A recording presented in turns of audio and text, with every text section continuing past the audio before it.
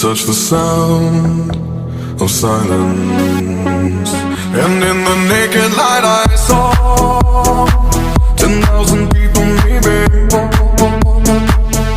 People talking without speaking, people hearing without listening, people writing songs that voices never share, and no one dared disturb the sound of silence.